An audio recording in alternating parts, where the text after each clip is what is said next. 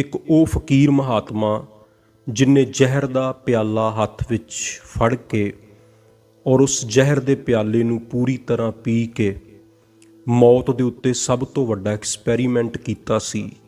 ਤੇ ਮੌਤ ਦੇ ਟਾਈਮ ਕੀ ਕੁਝ ਮਹਿਸੂਸ ਹੁੰਦਾ ਹੈ, ਆਤਮਾ ਤੇ ਮੌਤ ਕੀ ਹੈ, ਜਿਹਦਾ ਵਰਣਨ ਉਹਨੇ ਆਪਣੇ ਅੰਤਿਮ ਪਲਾਂ ਦੇ ਵਿੱਚ ਕੀਤਾ ਸੀ।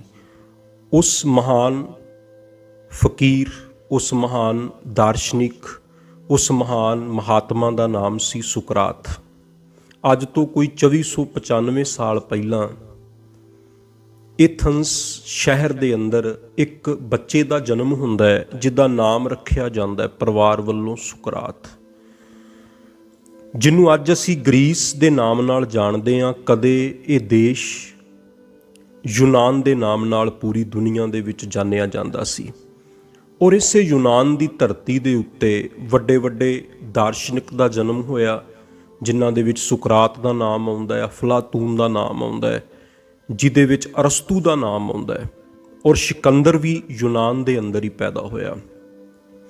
ਏਥਨਸ ਦੇ ਅੰਦਰ ਇੱਕ ਬੱਚੇ ਦਾ ਜਨਮ ਹੁੰਦਾ ਹੈ, ਜਿਹੜਾ ਇੱਕ ਆਮ ਪਰਿਵਾਰ, ਸਧਾਰਨ ਪਰਿਵਾਰ ਦੇ ਵਿੱਚ ਜਿਸ ਬੱਚੇ ਦਾ ਜਨਮ ਹੋਇਆ, ਜਿਹਦਾ ਨਾਮ ਸੁਕਰਾਤ ਰੱਖਿਆ ਗਿਆ, ਜਿਨ੍ਹਾਂ ਦੇ ਪਿਤਾ ਜੀ ਪੱਥਰ ਘੜਨ ਦਾ ਕੰਮ ਕਰਦੇ ਸੀ।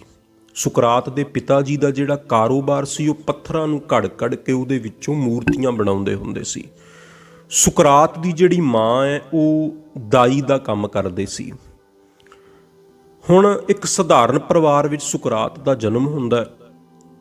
ਥੋੜ੍ਹੀ ਬਹੁਤੀ ਸਿੱਖਿਆ ਆਪ ਜੀ ਨੂੰ ਉਸ ਟਾਈਮ ਦੇ ਅੰਦਰ ਯੂਨਾਨ ਦੇ ਵਿੱਚ ਜਿਹੜੀ ਸਿੱਖਿਆ ਅੱਜ ਤੋਂ ਕੋਈ 2500 ਸਾਲ ਪਹਿਲਾਂ ਦਿੱਤੀ ਜਾਂਦੀ ਸੀ, ਉਹਦਾ ਪ੍ਰਬੰਧ ਕੀਤਾ ਗਿਆ। ਸੁਕਰਾਤ ਥੋੜ੍ਹੇ ਵੱਡੇ ਹੋਏ, ਆਪਣੇ ਪਿਤਾ ਜੀ ਦੇ ਨਾਲ ਉਹ ਜਿਹੜਾ ਕੰਮ ਸੀ ਇੱਕ ਪਰਿਵਾਰ ਦਾ, ਪਿਤਾ ਪੁਰਖੀ ਕੀਤਾ ਸੀ ਬਈ ਪੱਥਰ ਘੜਨਾ ਹੈ, ਪੱਥਰ 'ਚੋਂ ਘੜ ਕੇ ਮੂਰਤੀਆਂ ਬਣਾਉਣੀਆਂ ਨੇ, ਉਹ ਨਾਲ ਕਰਵਾਉਂਦੇ ਹੁੰਦੇ ਸੀ। ਸਮਾਂ ਲੰਘਦਾ ਗਿਆ, ਕਿਉਂਕਿ ਸੁਕਰਾਤ ਨਾ ਬਚਪਨ ਤੋਂ ਹੀ ਹਰ ਚੀਜ਼ ਨੂੰ ਬੜੀ ਗੌਰ ਨਾਲ ਵੇਖਦੇ ਸੀ। ਜੇ ਪਿਤਾ ਉਹਨਾਂ ਦੇ ਮੰਨ ਲਓ ਮੂਰਤੀ ਘੜ ਰਹੇ ਹੁੰਦੇ ਸੀ ਤੇ ਉਹਨਾਂ ਨੇ ਬਹੁਤ ਸਾਰੇ ਸਵਾਲ ਆਪਣੇ ਪਿਤਾ ਜੀ ਨੂੰ ਕਰਨੇ। ਜੇ ਕਿਤੇ ਉਹ ਲੰਘ ਰਹੇ ਨੇ, ਕੋਈ ਘੁਮਿਆਰ ਮਿੱਟੀ ਵਿੱਚੋਂ ਘੜੇ ਬਣਾ ਰਿਹਾ ਹੈ, ਭਾਂਡੇ ਬਣਾ ਰਿਹਾ, ਤੇ ਉਹਨਾਂ ਉੱਥੇ ਖੜ ਜਾਣਾ ਤੇ ਬਾਰ-ਬਾਰ ਪੁੱਛੀ ਜਾਣਾ ਬਈ ਇਸ ਮਿੱਟੀ ਵਿੱਚੋਂ ਇਹ ਭਾਂਡਾ ਕਿਵੇਂ ਬਣ ਗਿਆ, ਇਹ ਭਾਂਡੇ ਨੇ ਰੂਪ ਇੱਕ ਮਿੱਟੀ 'ਚੋਂ ਕਿਵੇਂ ਲੈ ਲਿਆ। ਮਤਲਬ ਹਰ ਚੀਜ਼ ਦੇ ਵਿੱਚ ਉਹਨਾਂ ਨੇ ਸਵਾਲ ਖੜਾ ਕਰਨਾ। ਸੁਕਰਾਤ ਜਵਾਨ ਹੋਏ ਔਰ ਉਹਨਾਂ ਦਾ ਰਹਿਣ ਸਹਿਣ ਵੀ ਬੜਾ ਸਾਦਾ, ਕਿਉਂਕਿ ਫਿਰ ਉਹ ਏਥਨਸ ਜਿਹੜਾ ਯੂਨਾਨ ਦਾ ਮੁੱਖ ਸ਼ਹਿਰ ਸੀ ਤੇ ਉਹਦੇ ਬਾਜ਼ਾਰਾਂ ਦੇ ਵਿੱਚ ਆਪ ਹਮੇਸ਼ਾ ਘੁੰਮਦੇ ਰਹਿੰਦੇ ਸਨ। ਸੁਕਰਾਤ ਜੇ ਆਪਾਂ ਸ਼ਕਲ ਤੋਂ ਗੱਲ ਕਰ ਲਈਏ ਤੇ ਕੋਈ ਬਹੁਤੇ ਸੋਹਣੇ ਨਹੀਂ ਸਨ। ਇਤਿਹਾਸਕਾਰ ਕਹਿੰਦੇ ਨੇ ਕਿ ਸੁਕਰਾਤ ਜਿਹੜਾ ਉਹਨਾਂ ਦਾ ਚਿਹਰਾ ਮੋਰਾ ਸੀ, ਉਹ ਕੋਈ ਬਹੁਤਾ ਸੋਹਣਾ ਨਹੀਂ ਸੀ। ਚੌੜਾ ਨੱਕ ਸੀ ਉਹਨਾਂ ਦਾ, ਮੋਟੀਆਂ-ਮੋਟੀਆਂ ਅੱਖਾਂ, ਸਿਰ ਤੋਂ ਥੋੜ੍ਹੇ ਗੰਜੇ ਸੀ ਔਰ ਵੱਡੀ ਵੱਡੀ ਦਾੜੀ ਉਹਨਾਂ ਦੀ। ਤੇ ਜਦੋਂ ਉਹਨਾਂ ਨੇ ਏਥਨਸ ਦੇ ਬਾਜ਼ਾਰਾਂ ਦੇ ਵਿੱਚ ਘੁੰਮਦੇ ਰਹਿਣਾ ਤੇ ਪੈਰਾਂ ਦੇ ਵਿੱਚ ਉਹ ਅਕਸਰ ਜੁੱਤੀ ਜਿਹੜੀ ਉਹ ਨਹੀਂ ਸੀ ਪਾਉਂਦੇ ਹੁੰਦੇ, ਬਿਲਕੁਲ ਸਿੰਪਲ ਜਿਹੇ ਕੱਪੜੇ ਮੰਨ ਲਓ ਸਰੀਰ ਦੇ ਉੱਤੇ ਪਾਏ ਹੋਣੇ। ਤੇ ਬਹੁਤ ਸਾਰੇ ਲੋਕ ਉਹਨਾਂ ਦੇ ਮਗਰ ਬਾਜ਼ਾਰਾਂ ਦੇ ਵਿੱਚ ਲੋਕਾਂ ਨਾਲ ਚਰਚਾ ਕਰਦੇ ਫਿਰਨਾ, ਜਿੱਧਰੋਂ ਦੀ ਲੰਘਣਾ ਬਹੁਤ ਸਾਰੇ ਨੌਜਵਾਨ, ਜਿਵੇਂ ਲੋਹੇ ਵੱਲ ਚੁੰਬਕ ਖਿੱਚੀ ਆਉਂਦੀ ਹੈ, ਇਸ ਤਰ੍ਹਾਂ ਨੌਜਵਾਨਾਂ ਨੇ ਸੁਕਰਾਤ ਦੇ ਮਗਰ ਚੱਲਣਾ। ਕਿਉਂਕਿ ਸੁਕਰਾਤ ਦਾ ਜਿਹੜਾ ਸੁਭਾਅ ਸੀਗਾ, ਜਿਹੜਾ ਗਿਆਨ ਉਹਨਾਂ ਦੇ ਅੰਦਰੋਂ ਪ੍ਰਗਟ ਹੋਇਆ, ਉਹ ਜਿਹੜਾ ਮੁੱਖ ਉਹਦਾ ਆਧਾਰ ਸੀ, ਉਹ ਸੀ ਸਵਾਲ ਜਵਾਬ। ਸੁਕਰਾਤ ਹਮੇਸ਼ਾ ਸਵਾਲ ਪੁੱਛਦੇ ਹੁੰਦੇ ਸੀ, ਹਰ ਚੀਜ਼ ਤੇ ਸਵਾਲ ਖੜਾ ਕਰਦੇ ਸੀ। ਜੇ ਉਹਨਾਂ ਨੇ ਕਿਸੇ ਨੌਜਵਾਨ ਨਾਲ ਵੀ ਗੱਲ ਕਰਨੀ ਤੇ ਸਵਾਲ ਪੁੱਛਣਾ, ਫਿਰ ਜਿਹੜਾ ਜਵਾਬ ਨੌਜਵਾਨ ਨੇ ਦੇਣਾ ਉਹਦੇ ਤੇ ਫਿਰ ਸਵਾਲ ਖੜਾ ਕਰ ਦੇਣਾ, ਫਿਰ ਹੋਰ ਅੱਗੇ ਸਵਾਲ ਖੜਾ ਕਰ ਦੇਣਾ। ਮਤਲਬ ਸਵਾਲ ਪੁੱਛ ਕੇ ਹੀ ਅਗਲੇ ਨੂੰ ਜਗਾਉਣ ਦੀ ਕੋਸ਼ਿਸ਼ ਕਰਨੀ, ਤਾਂ ਕਿ ਅੰਦਰੋਂ ਹੀ ਜਿਹੜਾ ਗਿਆਨ ਹੈ ਉਹ ਪ੍ਰਗਟ ਹੋ ਸਕੇ। ਸਮਾਂ ਲੰਘਦਾ ਗਿਆ, ਸੁਕਰਾਤ ਦੀ ਸ਼ਾਦੀ ਵੀ ਹੋਈ, 3 ਲੜਕਿਆਂ ਦਾ ਜਨਮ ਸੁਕਰਾਤ ਦੇ ਘਰ ਵਿੱਚ ਹੋਇਆ। ਔਰ ਇਤਿਹਾਸਕਾਰ ਕਹਿੰਦੇ ਹਨ ਕਿ ਜਿਹੜੀ ਸੁਕਰਾਤ ਦੀ ਘਰਵਾਲੀ ਸੀ ਨਾ, ਉਹ ਬੜੀ ਲੜਾਕੂ ਸੁਭਾਅ ਦੀ ਸੀ। ਹਮੇਸ਼ਾ ਹੀ ਉਹ ਸੁਕਰਾਤ ਨਾਲ ਲੜਦੀ ਰਹਿੰਦੀ ਸੀ। ਲੜਦੀ ਇਸ ਕਰਕੇ ਸੀ, ਉਹ ਕਹਿੰਦੀ ਹੁੰਦੀ ਸੀ ਵੀ ਤੁਸੀਂ ਫ੍ਰੀ ਵਿੱਚ ਲੋਕਾਂ ਨੂੰ ਗਿਆਨ ਵੰਡਦੇ ਰਹਿੰਦੇ ਹੋ, ਥੋੜ੍ਹਾ ਬਹੁਤਾ ਘਰ ਦਾ ਵੀ ਖਿਆਲ ਰੱਖ ਲਿਆ ਕਰੋ। ਤੁਹਾਡੇ ਛੋਟੇ ਛੋਟੇ ਬੱਚੇ ਨੇ, ਪਰਿਵਾਰ ਹੈ, ਤੇ ਪਰਿਵਾਰ ਦਾ ਗੁਜ਼ਾਰਾ ਚੱਲਣਾ ਔਖਾ ਹੈ, ਪਰ ਤੁਸੀਂ ਸਾਰਾ ਦਿਨ ਲੋਕਾਂ ਦੇ ਨਾਲ ਹੀ ਗੱਲਾਂ ਬਾਤਾਂ ਵਿੱਚ ਲੱਗੇ ਰਹਿੰਦੇ ਹੋ, ਲੋਕਾਂ ਨੂੰ ਫਿਲਾਸਫੀ ਗਿਆਨ ਦਿੰਦੇ ਰਹਿੰਦੇ ਹੋ। ਇਹਦੇ ਬਦਲੇ ਤੁਹਾਨੂੰ ਕੋਈ ਧਨ ਲੈਣਾ ਚਾਹੀਦਾ, ਫੀਸ ਲੈਣੀ ਚਾਹੀਦੀ ਹੈ। ਔਰ ਇੱਕ ਬੜੀ ਪਿਆਰੀ ਘਟਨਾ ਦਾ ਵੀ ਜ਼ਿਕਰ ਮਿਲਦਾ। ਕਹਿੰਦੇ ਇੱਕ ਵਾਰੀ ਸੁਕਰਾਤ ਨਾ ਆਪਣੇ ਘਰ ਵਿੱਚ ਬੈਠੇ ਹੋਏ ਸਨ, ਤੇ ਹੋਰ ਵੀ ਉਹਨਾਂ ਦੇ ਸ਼ਾਗਿਰਦ ਜਿਹੜੇ ਸੀਗੇ ਉਹ ਕੋਲ ਹੀ ਉਹਨਾਂ ਦੇ ਆਲੇ ਦੁਆਲੇ ਬੈਠੇ ਹੋਏ ਸੀ। ਸੁਕਰਾਤ ਦੀ ਘਰ ਵਾਲੀ ਨੇ ਕੀ ਕੀਤਾ, ਇੱਕ ਗੰਦੇ ਪਾਣੀ ਦੀ ਬਾਲਟੀ ਲਿਆ ਕੇ ਨਾ ਸੁਕਰਾਤ ਦੇ ਉੱਤੇ ਡੋਲ ਦਿੱਤੀ। ਸੁਕਰਾਤ ਬਿਲਕੁਲ ਸ਼ਾਂਤ ਰਹੇ, ਇਹ ਨਹੀਂ ਵੀ ਉਹ ਘਰ ਵਾਲੀ ਨਾਲ ਲੜਨ ਲੱਗ ਪਏ ਹੋਣ ਜਾਂ ਗੁੱਸੇ 'ਚ ਆ ਗਏ ਹੋਣ, ਬਿਲਕੁਲ ਸ਼ਾਂਤ। ਉਹ ਜਿਹੜੇ ਉਹਨਾਂ ਦੇ ਸ਼ਾਗਿਰਦ ਆਲੇ ਦੁਆਲੇ ਬੈਠੇ ਸਨ, ਜਿਹੜੇ ਮਿੱਤਰ ਸਨ, ਉਹ ਬੜੇ ਹੈਰਾਨ ਹੋਏ ਤੇ ਉਹਨਾਂ ਨੇ ਕਿਹਾ, ਸੁਕਰਾਤ ਤੇਰੀ ਘਰ ਵਾਲੀ ਬੜੀ ਲੜਾਕੀ ਹੈ, ਤੇ ਹੁਣ ਇਹ ਗੰਦਾ ਪਾਣੀ ਲਿਆ ਕੇ ਉਹਨੇ ਤੁਹਾਡੇ ਉੱਤੇ ਰੋੜ ਦਿੱਤਾ, ਪਰ ਤੁਸੀਂ ਫਿਰ ਵੀ ਸ਼ਾਂਤ ਰਹੇ।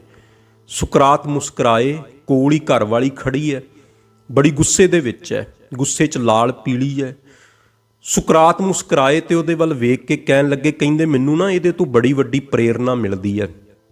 ਇਹ ਰੋਜ਼ ਨਾ ਮੇਰੇ ਸੁਭਾਅ ਨੂੰ ਪਰਖਦੀ ਹੈ, ਮੇਰੇ ਗੁਣਾਂ ਨੂੰ ਪਰਖਦੀ ਹੈ, ਇਸ ਕਰਕੇ ਮੈਂ ਨਾ ਇਹਦੇ ਗੁੱਸੇ ਅੱਗੇ ਆਪਣੀ ਸ਼ਾਂਤੀ ਨੂੰ ਪਰਖਦਾ ਰਹਿਣਾ, ਆਪਣੇ ਸਬਰ ਨੂੰ ਪਰਖਦਾ ਰਹਿਣਾ।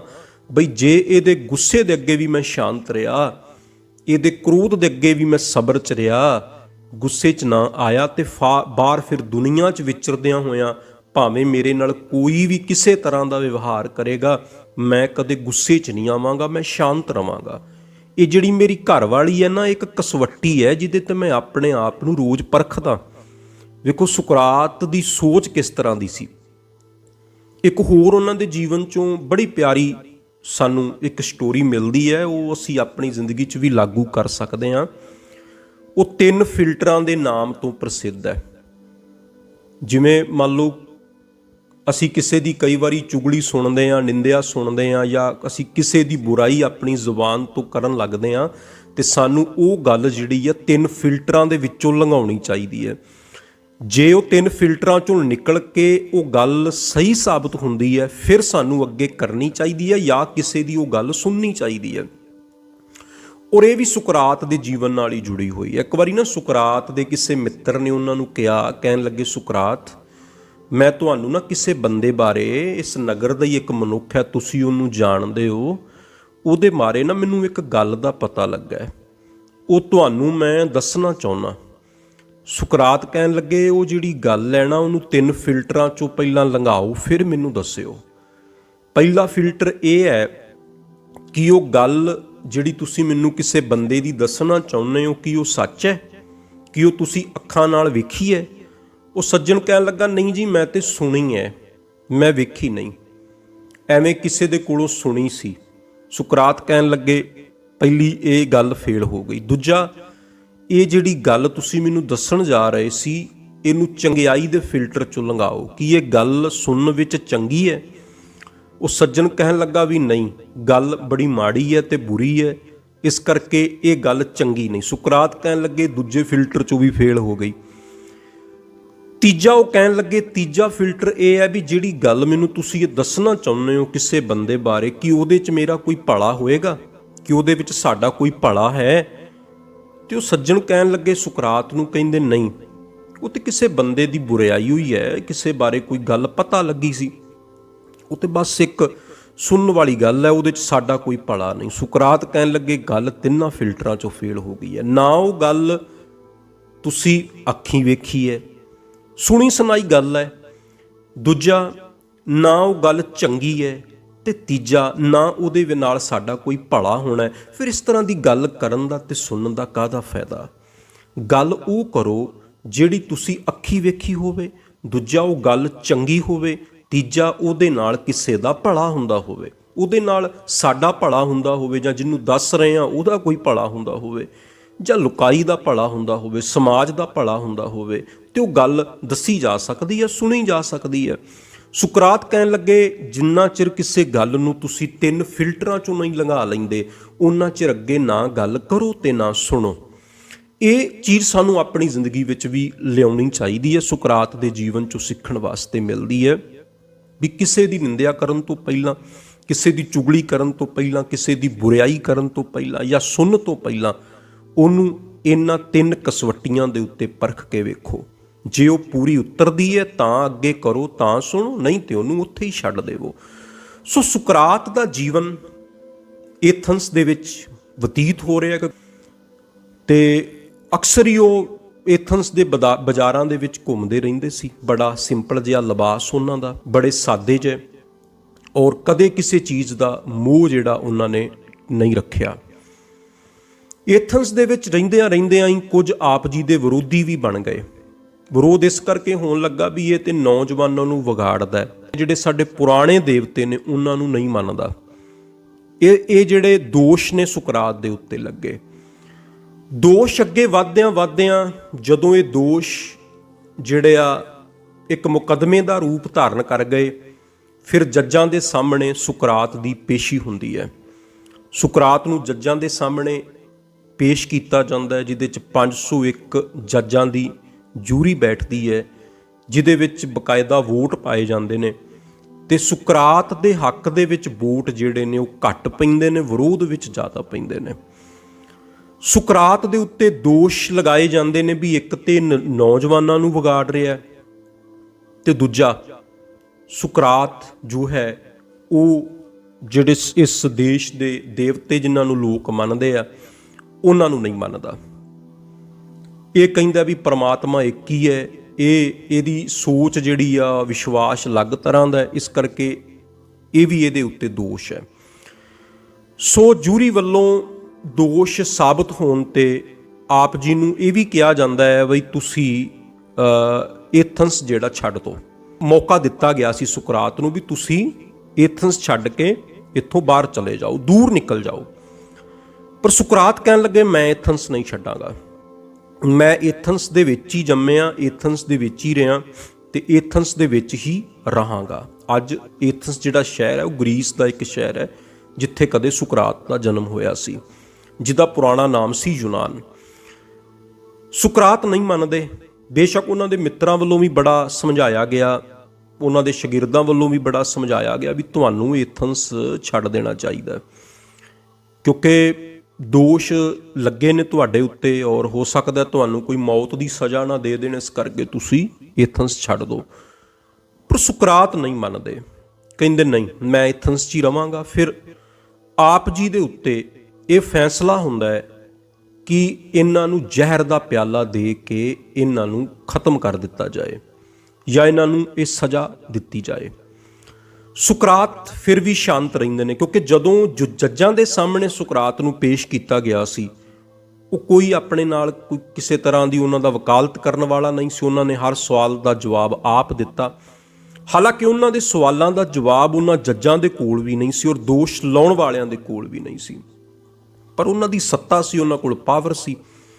ਔਰ ਇੱਕ ਗੱਲ ਸੋਚਣ ਵਾਲੀ ਹੈ ਕਿ ਅੱਜ ਤੋਂ 24 ਤੋਂ 2500 ਸਾਲ ਪਹਿਲਾਂ ਵੀ ਲੋਕ ਇਸ ਤਰ੍ਹਾਂ ਦੇ ਸੀ। ਅੱਜ ਅਸੀਂ ਕਹਿੰਦੇ ਹਾਂ ਨਾ ਵੀ ਬੜੇ ਬੁਰੇ ਲੋਕ ਨੇ ਦੁਨੀਆ ਦੇ ਵਿੱਚ, ਦੁਨੀਆ ਬਹੁਤ ਬਦਲ ਗਈ ਹੈ। ਪਹਿਲਾਂ ਸਾਰਾ ਕੁਝ ਹੀ ਚੰਗਾ ਹੁੰਦਾ ਸੀ, ਸਾਰੇ ਲੋਕ ਹੀ ਚੰਗੇ ਹੁੰਦੇ ਸਨ। ਅੱਜ ਬੁਰਾਈ ਜ਼ਿਆਦਾ ਵੱਧ ਗਈ ਹੈ, ਪਾਪ ਜ਼ਿਆਦਾ ਵੱਧ ਗਿਆ ਹੈ, ਜ਼ੁਲਮ ਜ਼ਿਆਦਾ ਵੱਧ ਗਿਆ। ਪਰ ਤੁਸੀਂ ਸੁਕਰਾਤ ਦਾ ਜੀਵਨ ਕਾਲ ਪੜ੍ਹ ਕੇ ਵੇਖੋ, ਅੱਜ ਤੋਂ 2500 ਸਾਲ ਪਹਿਲਾਂ, 24 ਤੋਂ 2500 ਸਾਲ ਪਹਿਲਾਂ ਵੀ ਬਹੁਤ ਸਾਰੇ ਲੋਕ ਸਨ ਈਰਖਾ ਕਰਨ ਵਾਲੇ, ਜ਼ੁਲਮ ਕਰਨ ਵਾਲੇ। ਧੱਕਾ ਉਸ ਵੇਲੇ ਵੀ ਹੁੰਦਾ ਸੀ, ਬੁਰਾਈ ਉਸ ਵੇਲੇ ਵੀ ਸੀ। ਇਹ ਨਹੀਂ ਵੀ ਅੱਜ ਹੈ, ਉਦੋਂ ਵੀ ਸੀ। ਜੇ ਉਸ ਵੇਲੇ ਸਾਰੇ ਚੰਗੇ ਹੀ ਲੋਕ ਹੁੰਦੇ ਤੇ ਫਿਰ ਸੁਕਰਾਤ ਨੂੰ ਜ਼ਹਿਰ ਦਾ ਪਿਆਲਾ ਕਿਉਂ ਪੀਣਾ ਪੈਂਦਾ?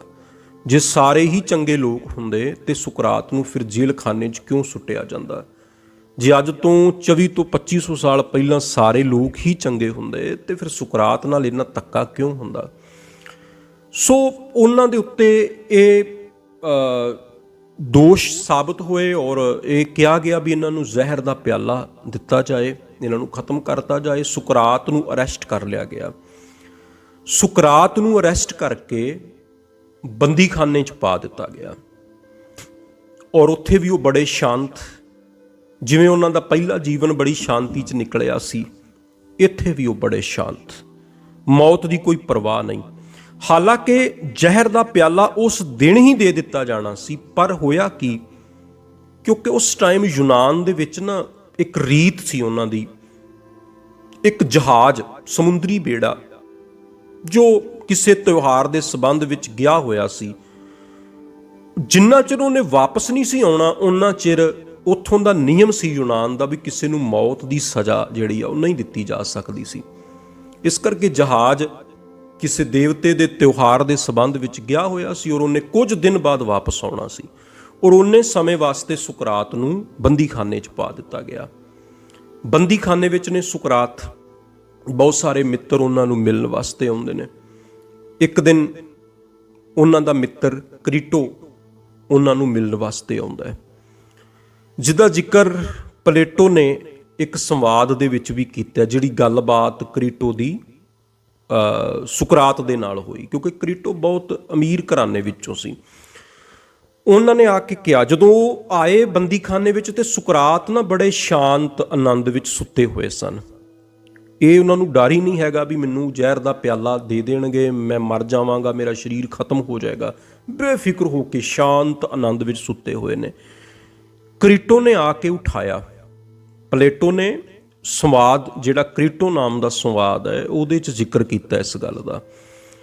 ਕ੍ਰੀਟੋ ਨੇ ਉਠਾਇਆ ਤੇ ਕਹਿਣ ਲੱਗੇ, ਸੁਕਰਾਤ ਤੂੰ ਆਨੰਦ ਨਾਲ ਸੁੱਤਾ ਹੋਇਆ, ਨਹੀਂ ਤੇ ਬੰਦੇ ਨੂੰ ਮੌਤ ਦਾ ਫਤਵਾ ਮਿਲਿਆ ਹੋਵੇ, ਜ਼ਹਿਰ ਦਾ ਪਿਆਲਾ ਦਿੱਤਾ ਜਾਣਾ ਹੋਵੇ ਤੇ ਲੋਕ ਤੇ ਰੋਂਦੇ ਰਹਿੰਦੇ ਨੇ ਮੌਤ ਤੋਂ ਡਰਦਿਆਂ ਹੋਇਆਂ, ਉਹ ਭੱਜਣ ਦਾ ਪ੍ਰਬੰਧ ਕਰਦੇ ਨੇ, ਪਰ ਤੂੰ ਤੇ ਮਜ਼ੇ ਨਾਲ, ਜਿਵੇਂ ਘਰ 'ਚ ਬੰਦਾ ਆਨੰਦ ਨਾਲ ਸੁੱਤਾ ਹੁੰਦਾ, ਤੂੰ ਤੇ ਸੁੱਤਾ ਹੋਇਆ, ਲੇਟਿਆ ਹੋਇਆ।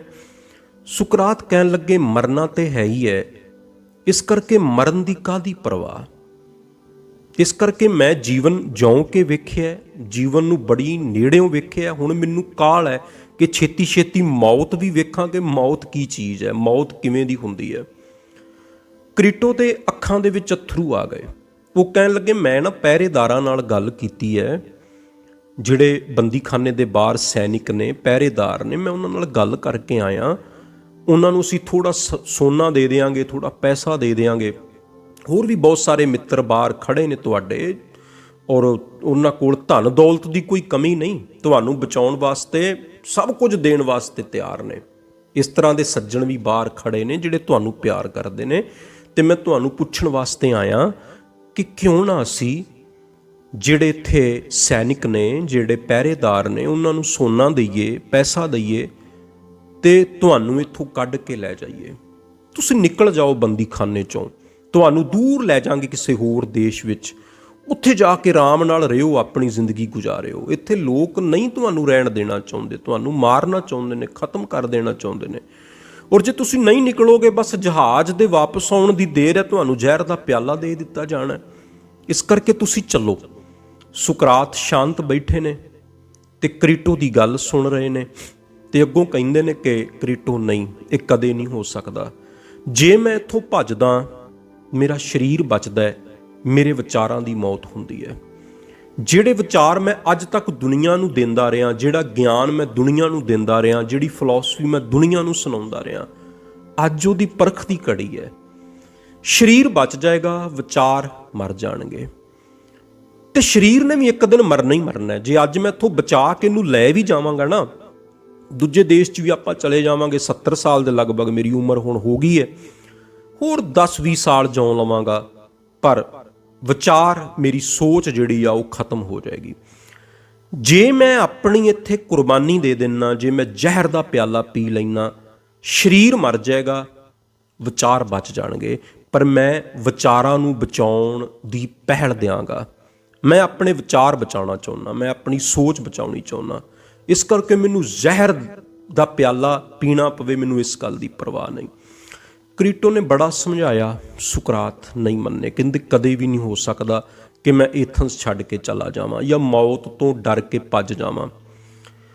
ਸੋ ਕੁਝ ਦਿਨ ਲੰਘੇ, ਉਹ ਜਹਾਜ਼ ਜਿਹੜਾ ਗਿਆ ਹੋਇਆ ਸੀ ਏਥਨਸ ਤੋਂ, ਉਹ ਵਾਪਸ ਆ ਗਿਆ ਤੇ 399 ਈਸਾ ਪੂਰਵ ਉਹ ਦਿਨ ਜਿੱਦਣ ਸੁਕਰਾਤ ਨੂੰ ਜ਼ਹਿਰ ਦਾ ਪਿਆਲਾ ਦਿੱਤਾ ਜਾਣਾ ਸੀ। ਆਪ ਜੀ ਦੀ ਘਰਵਾਲੀ ਵੀ ਆਈ, ਨਾਲ ਛੋਟੇ ਛੋਟੇ ਬੱਚੇ। ਬੇਸ਼ੱਕ ਉਹ ਸਾਰਾ ਜੀਵਨ ਸੁਕਰਾਤ ਨਾਲ ਬੜਾ ਲੜਦੀ ਰਹੀ, ਬੜੇ ਝਗੜੇ ਕਰਦੀ ਰਹੀ, ਬੜਾ ਵਿਰੋਧ ਕਰਦੀ ਰਹੀ ਉਹਨਾਂ ਦਾ। ਪਰ ਅੱਜ ਉਹ ਰੋ ਰਹੀ ਸੀ, ਬੰਦੀਖਾਨੇ 'ਚ ਖੜੀ ਹੋਈ। ਸੁਕਰਾਤ ਸਾਹਮਣੇ ਬੈਠੇ ਹੋਏ ਨੇ, ਹੋਰ ਵੀ ਉਹਨਾਂ ਦੇ ਸਾਰੇ ਸ਼ਾਗਿਰਦ ਆਲੇ ਦੁਆਲੇ ਬੈਠੇ ਹੋਏ ਨੇ। ਤੇ ਅੱਜ ਤੋਂ ਕੋਈ 2400 ਸਾਲ ਪਹਿਲਾਂ ਸੁਕਰਾਤ ਜੋ ਹਨ ਉੱਥੇ ਬੈਠੇ ਨੇ ਔਰ ਘਰ ਵਾਲੀ ਉਹਨਾਂ ਦੀ ਕੋਲ ਖੜੀ ਰੋ ਰਹੀ ਹੈ।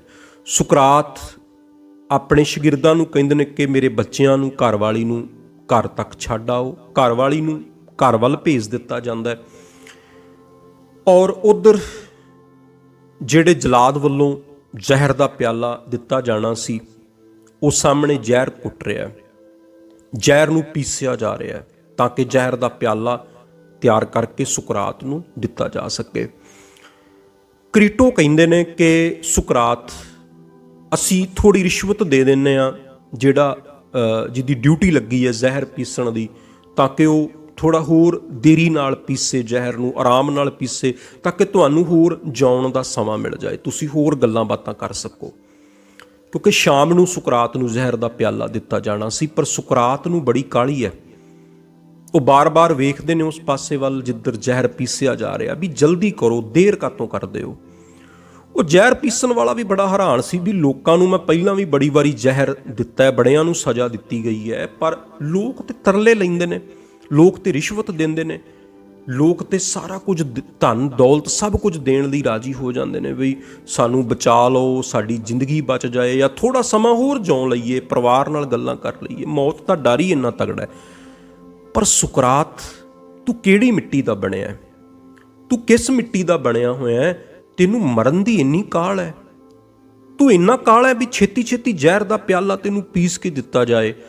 ਸੁਕਰਾਤ ਮੁਸਕਰਾਏ ਤੇ ਕਹਿਣ ਲੱਗੇ, ਜ਼ਿੰਦਗੀ ਨੂੰ ਮੈਂ ਬੜੀ ਨੇੜਿਓਂ ਵੇਖਿਆ, ਹੁਣ ਮੌਤ ਨੂੰ ਵੇਖਣ ਦੀ ਬੜੀ ਕਾਹਲ ਹੈ ਔਰ ਬੜੀ ਬੇਸਬਰੀ ਨਾਲ ਮੈਨੂੰ ਇੰਤਜ਼ਾਰ ਹੈ ਕਿ ਜਦੋਂ ਮੌਤ ਨੂੰ ਮੈਂ ਬੜੀਓ ਨੇੜਿਓਂ ਵੇਖਾਂਗਾ ਔਰ ਇਹ ਮਹਿਸੂਸ ਕਰਾਂਗਾ ਕਿ ਮੌਤ ਜਦੋਂ ਆਉਂਦੀ ਹੈ, ਸਰੀਰ 'ਚੋਂ ਜਦੋਂ ਪ੍ਰਾਣ ਨਿਕਲਦੇ ਨੇ ਤੇ ਕੀ ਹੁੰਦਾ ਹੈ। ਮੈਂ ਵੇਖਣਾ ਚਾਹੁੰਦਾ ਕਿ ਆਤਮਾ ਇਸ ਜ਼ਹਿਰ ਨਾਲ ਮਰੇਗੀ ਜਾਂ ਬਚ ਜਾਏਗੀ, ਕਿ ਇਕੱਲਾ ਸਰੀਰ ਮਰੇਗਾ ਔਰ ਮੌਤ ਨਾਲ ਸਭ ਤੋਂ ਵੱਡੀ ਘਟਨਾ ਕਿਹੜੀ ਵਾਪਰੇਗੀ। ਸੋ ਜ਼ਹਿਰ ਦਾ ਪਿਆਲਾ ਤਿਆਰ ਹੋ ਗਿਆ। ਸੁਕਰਾਤ ਦੇ ਕੋਲ ਉਹ ਜਲਾਦ ਜ਼ਹਿਰ ਦਾ ਪਿਆਲਾ ਲੈ ਕੇ ਆਇਆ। ਸੁਕਰਾਤ ਨੇ ਉਹ ਪਿਆਲਾ ਹੱਥਾਂ ਵਿੱਚ ਪਕੜਿਆ ਔਰ ਇੰਝ ਫੜਿਆ ਜਿਵੇਂ ਕੋਈ ਦੁੱਧ ਵਾਲਾ ਪਿਆਲਾ ਪੀਣ ਵਾਸਤੇ ਬੜੀ ਕਾਹਲ ਨਾਲ ਫੜਦਾ ਹੈ। ਔਰ ਇਸ ਤਰ੍ਹਾਂ ਮਹਿਸੂਸ ਹੋ ਰਿਹਾ ਸੀ ਵੀ ਜਿਵੇਂ ਇਹਨਾਂ ਨੂੰ ਜ਼ਹਿਰ ਪੀਣ ਦੀ ਬੜੀ ਪਿਆਸ ਹੋਵੇ ਅੰਦਰ, ਔਰ ਬੜੀ ਕਾਹਲ ਹੋਵੇ ਔਰ ਬੜੀ ਬੇਸਬਰੀ ਨਾਲ ਇੰਤਜ਼ਾਰ ਕਰ ਰਹੇ ਹੋਣ। ਜਲਾਦ ਕਹਿਣ ਲੱਗਾ, ਜ਼ਹਿਰ ਦਾ ਪਿਆਲਾ ਤੁਸੀਂ ਪੀਣਾ ਔਰ ਪੀਣ ਤੋਂ ਬਾਅਦ ਤੁਸੀਂ ਟਹਿਲਦੇ ਰਹਿਣਾ। ਜਿੰਨਾ ਚਿਰ ਤੁਹਾਡੇ ਪੈਰਾਂ ਦੇ ਉੱਤੇ ਅਸਰ ਨਹੀਂ ਹੁੰਦਾ, ਪੈਰ ਭਾਰੇ ਨਹੀਂ ਹੋ ਜਾਂਦੇ, ਸੁੰਨ ਹੋਣਾ ਸ਼ੁਰੂ ਨਹੀਂ ਹੋ ਜਾਂਦੇ, ਉਨਾ ਚਿਰ ਤੁਸੀਂ ਤੁਰਦੇ ਰਹਿਣਾ ਔਰ ਉਸ ਤੋਂ ਬਾਅਦ ਲੇਟ ਜਾਣਾ। ਸੁਕਰਾਤ ਨੇ ਜ਼ਹਿਰ ਦਾ ਪਿਆਲਾ ਬੁੱਲਾਂ ਨਾਲ ਲਾਇਆ। ਸਾਰੇ ਮਿੱਤਰ ਉਹਨਾਂ ਦੇ ਆਲੇ ਦੁਆਲੇ ਬੈਠੇ ਨੇ, ਰੋ ਰਹੇ ਨੇ। ਸੁਕਰਾਤ ਉਹਨਾਂ ਨੂੰ ਚੁੱਪ ਕਰਾਉਂਦੇ ਨੇ, ਕਹਿੰਦੇ ਹੁਣ ਸਾਰੇ ਚੁੱਪ ਕਰ ਜਾਓ। ਇਹ ਪਿਆਲਾ ਪੀਣ ਤੋਂ ਬਾਅਦ ਜਿਹੜੀ ਜਾਣਕਾਰੀ ਮੈਂ ਤੁਹਾਨੂੰ ਦੇਵਾਂਗਾ ਉਹ ਬੜੀ ਕੀਮਤੀ ਹੋਏਗੀ, ਇਹ ਜਾਣਕਾਰੀ ਬੜੀ ਅਨਮੋਲ ਹੋਏਗੀ, ਇਸ ਕਰਕੇ ਰੋਣ ਵਿੱਚ ਆਪਣਾ ਸਮਾਂ ਨਾ ਗਵਾਓ। ਜ਼ਹਿਰ ਦਾ ਪਿਆਲਾ ਸੁਕਰਾਤ ਪੀ ਗਏ ਆਰਾਮ ਨਾਲ। ਉਹਨਾਂ ਨੇ ਸਾਰਾ ਪਿਆਲਾ ਪੀ ਲਿਆ, ਟਹਿਲਣ ਲੱਗ ਪਏ ਔਰ ਨਾਲ ਆਪਣੇ ਸ਼ਾਗਿਰਦਾਂ ਦੇ ਨਾਲ ਗੱਲਾਂ ਵੀ ਕਰ ਰਹੇ ਨੇ। ਉਹ ਜਿੰਨੇ ਜ਼ਹਿਰ ਦਾ ਪਿਆਲਾ ਦਿੱਤਾ ਸੀ, ਜਿਹਦੀ ਡਿਊਟੀ ਸੀ, ਉਹ ਰੋਕਦਾ, ਸੁਕਰਾਤ ਜ਼ਿਆਦਾ ਨਾ ਬੋਲੋ, ਕਿਉਂਕਿ ਜ਼ਿਆਦਾ ਬੋਲੋਗੇ ਜ਼ਹਿਰ ਕਈ ਵਾਰੀ ਅਸਰ ਘੱਟ ਕਰਦਾ, ਇਸ ਕਰਕੇ ਹੋ ਸਕਦਾ ਤੁਹਾਨੂੰ 2 ਵਾਰੀ ਜਾਂ 3 ਵਾਰੀ ਵੀ ਜ਼ਹਿਰ ਦੇਣਾ ਪੈ ਜਾਏ। ਸੁਕਰਾਤ ਮੁਸਕਰਾਏ ਤੇ ਕਹਿਣ ਲੱਗੇ, ਹੁਣ ਕਿਸ ਗੱਲ ਦਾ ਡਰ, ਜੇ ਮੈਂ 1 ਵਾਰੀ ਜ਼ਹਿਰ ਦਾ ਪਿਆਲਾ ਪੀ ਸਕਦਾ, ਫਿਰ ਮੈਨੂੰ 2 ਵਾਰ ਪੀਣ ਵਿੱਚ, 3 ਵਾਰ ਪੀਣ ਵਿੱਚ ਜਾਂ 4 ਵਾਰ ਜ਼ਹਿਰ ਦਾ ਪਿਆਲਾ ਪੀਣ ਵਿੱਚ ਕੋਈ ਹਿਚਕਚਾਹਟ ਨਹੀਂ ਹੋਏਗੀ, ਕੋਈ ਡਰ ਨਹੀਂ ਹੋਏਗਾ, ਕੋਈ ਘਬਰਾਹਟ ਨਹੀਂ ਹੋਏਗੀ। ਇਸ ਕਰਕੇ ਜ਼ਹਿਰ ਪੀਣ ਦਾ ਤੇ ਹੁਣ ਕੋਈ ਡਰ ਹੀ ਨਹੀਂ ਰਹਿ ਗਿਆ। ਮਰਨ ਦਾ ਤੇ ਸਗੋਂ ਆਪ ਮੈਨੂੰ ਬਹੁਤ ਚਾਅ ਹੈ। ਜਿਵੇਂ ਕਬੀਰ ਸਾਹਿਬ ਆਪਣੀ ਬਾਣੀ 'ਚ ਕਹਿੰਦੇ ਨੇ ਨਾ, ਕਬੀਰ ਮੋਹੇ ਮਰਨੇ ਕਾ ਚਾਉ ਹੈ, ਮਰੂੰ ਤਾਂ ਹਰ ਕੈ ਦੁਆਰ, ਮਤ ਹਰ ਪੁੱਛੈ ਕੌਣ ਹੈ, ਪਰਾ ਹਮਾਰੇ ਪਾਰ। ਜਾਂ ਫਿਰ ਇਹ ਵੀ ਕਹਿੰਦੇ ਨੇ, ਕਬੀਰ ਜਿਸ ਮਰਨੇ ਤੇ ਜੱਗ ਡਰੈ, ਮੇਰੇ ਮਨ ਆਨੰਦ, ਮਰਨੇ ਹੀ ਤੇ ਪਾਈਐ ਪੂਰਨ ਪਰਮਾਨੰਦ। ਜਿਹੜੇ ਰੱਬ ਦੇ ਪਿਆਰੇ ਹੁੰਦੇ ਨੇ ਨਾ, ਉਹਨਾਂ ਨੂੰ ਮੌਤ ਦਾ ਡਰ ਨਹੀਂ ਹੁੰਦਾ। ਜਿਹੜੇ ਆਮ ਸਾਡੇ ਵਰਗੇ ਸੰਸਾਰੀ ਲੋਕ ਨੇ, ਉਹ ਮੌਤ ਤੋਂ ਡਰਦੇ ਨੇ, ਉਹਨਾਂ ਨੂੰ ਮੌਤ ਦਾ ਡਰ ਹੁੰਦਾ। ਪਰ ਰੱਬ ਦੇ ਪਿਆਰਿਆਂ ਨੂੰ ਕਦੇ ਵੀ ਮੌਤ ਦਾ ਭੌ ਨਹੀਂ ਹੁੰਦਾ। ਇਸ ਕਰਕੇ ਸੁਕਰਾਤ ਆਪਣੇ ਸ਼ਾਗਿਰਦਾਂ ਨਾਲ ਗੱਲਾਂ ਕਰ ਰਹੇ ਨੇ, ਟਹਿਲ ਰਹੇ ਨੇ। ਜ਼ਹਿਰ ਉਹਨਾਂ ਨੇ ਪੀ ਲਿਆ, ਹੁਣ ਪੈਰ ਉਹਨਾਂ ਦੇ ਸੁੰਨ ਹੋਣੇ ਸ਼ੁਰੂ ਹੋ ਗਏ। ਇਸ ਤੋਂ ਬਾਅਦ ਉਹ ਲੇਟ ਗਏ। ਆਲੇ ਦੁਆਲੇ ਉਹਨਾਂ ਦੇ ਸਾਰੇ ਸ਼ਾਗਿਰਦ ਬੈਠੇ ਨੇ। ਸਰੀਰ ਉੱਤੇ ਜ਼ਹਿਰ ਦਾ ਅਸਰ ਹੁੰਦਾ ਜਾ ਰਿਹਾ ਹੈ, ਪੈਰ ਸੁੰਨ ਹੋ ਗਏ। ਸੁਕਰਾਤ ਕਹਿਣ ਲੱਗੇ, ਮੇਰੀ ਇਹ ਗੱਲ ਧਿਆਨ ਨਾਲ ਸੁਣਿਓ। ਅੱਜ ਇਹ ਗੱਲ ਸਾਬਤ ਹੋ ਗਈ ਕਿ ਸੁਕਰਾਤ ਪੈਰ ਨਹੀਂ ਸੀ। ਫਿਰ ਹੋਰ ਹੌਲੀ ਹੌਲੀ ਅਸਰ ਉੱਤਾਂ ਨੂੰ ਵਧਣ ਲੱਗਾ ਸਰੀਰ ਵੱਲ, ਹੱਥ ਸੁੰਨ ਹੋਣੇ ਸ਼ੁਰੂ ਹੋਏ। ਕਹਿਣ ਲੱਗੇ, ਸੁਕਰਾਤ ਇਹ ਹੱਥ ਵੀ ਨਹੀਂ ਸੀ। ਦਿਸਣਾ ਬੰਦ ਹੋਣ ਲੱਗਾ, ਨਜ਼ਰ ਘਟਣ ਲੱਗੀ। ਕਹਿੰਦੇ ਇਹ ਵੀ ਸਾਬਤ ਹੋ ਗਿਆ, ਸੁਕਰਾਤ ਅੱਖਾਂ ਵੀ ਨਹੀਂ ਸੀ। ਹੁਣ ਸੁਣਨਾ ਵੀ ਬੰਦ ਹੋ ਜਾਏਗਾ, ਸੁਕਰਾਤ ਕੰਨ ਵੀ ਨਹੀਂ ਸੀ। ਹੋਰ ਘੜੀ ਨੂੰ ਥੋੜੇ ਟਾਈਮ ਤੱਕ ਜ਼ੁਬਾਨ ਵੀ ਬੰਦ ਹੋ ਜਾਏਗੀ, ਸੁਕਰਾਤ ਜ਼ੁਬਾਨ ਵੀ ਨਹੀਂ ਸੀ। ਤੇ ਸ਼ਾਗਿਰਦਾਂ ਨੇ ਪੁੱਛਿਆ, ਫਿਰ ਸੁਕਰਾਤ ਕੌਣ ਸੀ? ਸੁਕਰਾਤ ਕਹਿਣ ਲੱਗੇ, ਸੁਕਰਾਤ ਉਹ ਸੀ ਜਿਹਦੇ ਤੇ ਜ਼ਹਿਰ ਦਾ ਅਸਰ ਨਹੀਂ ਹੋਏਗਾ। ਸੁਕਰਾਤ ਉਹ ਸੀ ਜਿਹੜਾ ਜ਼ਹਿਰ ਨਾਲ ਨਹੀਂ ਮਰੇਗਾ। ਸੁਕਰਾਤ ਉਹ ਸੀ ਜਿਹੜਾ ਸਰੀਰ ਦਾ ਮਾਲਕ ਸੀ। ਸੁਕਰਾਤ ਉਹ ਸੀ ਜਿਹੜਾ ਸਰੀਰ ਚੋਂ ਬੋਲਦਾ ਸੀ। ਸਰੀਰ ਸੁਕਰਾਤ ਨਹੀਂ ਸੀ, ਪੈਰ ਸੁਕਰਾਤ ਨਹੀਂ ਸੀ, ਅੱਖਾਂ ਸੁਕਰਾਤ ਨਹੀਂ ਸੀ, ਕੰਨ ਸੁਕਰਾਤ ਨਹੀਂ ਸੀ, ਜ਼ੁਬਾਨ ਸੁਕਰਾਤ ਨਹੀਂ ਸੀ। ਸੁਕਰਾਤ ਉਹ ਆਤਮਾ ਸੀ ਜਿਹੜੀ ਸਰੀਰ ਵਿੱਚ ਵਸਦੀ ਸੀ ਔਰ ਜਿਹੜੀ ਕਦੇ ਨਹੀਂ ਮਰਦੀ, ਜਿਹੜੀ ਮੌਤ ਦੇ ਨਾਲ ਵੀ ਨਹੀਂ ਮਰਦੀ। ਮੌਤ ਸਰੀਰ ਨੂੰ ਮਾਰਦੀ ਹੈ, ਮੌਤ ਕਦੇ ਆਤਮਾ ਨੂੰ ਨਹੀਂ ਮਾਰ ਸਕਦੀ। ਇਸ ਕਰਕੇ ਗੱਲ ਸੋਚਣ ਵਾਲੀ ਹੈ ਨਾ। ਅਸੀਂ ਵੀ ਕਈ ਵਾਰੀ ਕਹਿੰਦੇ ਆ ਕਿ ਮੇਰਾ ਸਰੀਰ, ਅਸੀਂ ਇਹ ਤੇ ਨਹੀਂ ਕਹਿੰਦੇ ਕਿ ਮੈਂ ਅੱਖਾਂ ਜਾਂ ਮੈਂ ਕੰਨ ਆ ਜਾਂ ਮੈਂ ਪੈਰ ਆ। ਮੰਨ ਲਓ ਸਾਡਾ ਸਰੀਰ ਹੈ, ਅਸੀਂ ਇੰਝ ਹੀ ਕਹਿੰਦੇ ਆ ਨਾ ਕਿ ਮੇਰੇ ਪੈਰ, ਮੇਰੀਆਂ ਅੱਖਾਂ। ਅਸੀਂ ਇਹ ਤੇ ਨਹੀਂ ਕਦੇ ਕਿਹਾ ਕਿ ਮੈਂ ਅੱਖਾਂ ਹਾਂ, ਮੈਂ ਪੈਰ ਹਾਂ, ਮੈਂ ਕੰਨ ਹਾਂ, ਮੈਂ ਜੀਭ ਹਾਂ ਜਾਂ ਮੈਂ ਹੱਥ ਹਾਂ। ਨਹੀਂ, ਮੇਰੇ ਹੱਥ, ਮੇਰੇ ਪੈਰ, ਮੇਰੇ ਕੰਨ। ਕੌਣ ਅੰਦਰੋਂ ਕਹਿੰਦਾ ਕਿ ਮੇਰੇ ਪੈਰ? ਕੌਣ ਕਹਿੰਦਾ ਕਿ ਮੇਰੀ ਜੀਭ? ਕੌਣ ਕਹਿੰਦਾ ਮੇਰੀਆਂ ਅੱਖਾਂ? ਕੌਣ ਕਹਿੰਦਾ ਮੇਰੇ ਕੰਨ? ਫਿਰ ਜਦੋਂ ਬੰਦੇ ਦੀ ਮੌਤ ਹੋ ਜਾਂਦੀ ਹੈ, ਕੰਨ ਤੇ ਉਦੋਂ ਵੀ ਹੁੰਦੇ ਨੇ, ਪਰ ਸੁਣਨ ਵਾਲਾ ਨਹੀਂ ਹੁੰਦਾ। ਜਿਹੜਾ ਵਿੱਚੋਂ ਸੁਣਦਾ ਸੀ ਉਹ ਨਹੀਂ ਹੁਣ। ਅੱਖਾਂ ਤੇ ਹੈ ਨੇ, ਹਾਲੇ ਵੀ ਖੁੱਲੀਆਂ ਨੇ। ਸਰੀਰ ਮੁਰਦਾ ਹੋ ਚੁੱਕਿਆ, ਡੈੱਡ ਹੋ ਚੁੱਕਿਆ, ਅੱਖਾਂ ਖੁੱਲੀਆਂ ਨੇ। ਅੱਖਾਂ ਤੇ ਉਹੀ ਨੇ, ਪਰ ਅੱਖਾਂ ਚੋਂ ਵੇਖਣ ਵਾਲਾ ਜਿਹੜਾ ਉਹ ਨਹੀਂ ਰਿਹਾ ਵਿੱਚ। ਸਰੀਰ ਹੈ ਪਰ ਮਹਿਸੂਸ ਕਰਨ ਵਾਲਾ ਨਹੀਂ, ਜ਼ੁਬਾਨ ਹੈ ਪਰ ਬੋਲਣ ਵਾਲਾ ਨਹੀਂ ਰਿਹਾ ਵਿੱਚ। ਸੁਕਰਾਤ ਕਹਿਣ ਲੱਗੇ, ਸੁਕਰਾਤ ਸਰੀਰ ਨਹੀਂ ਸੀ।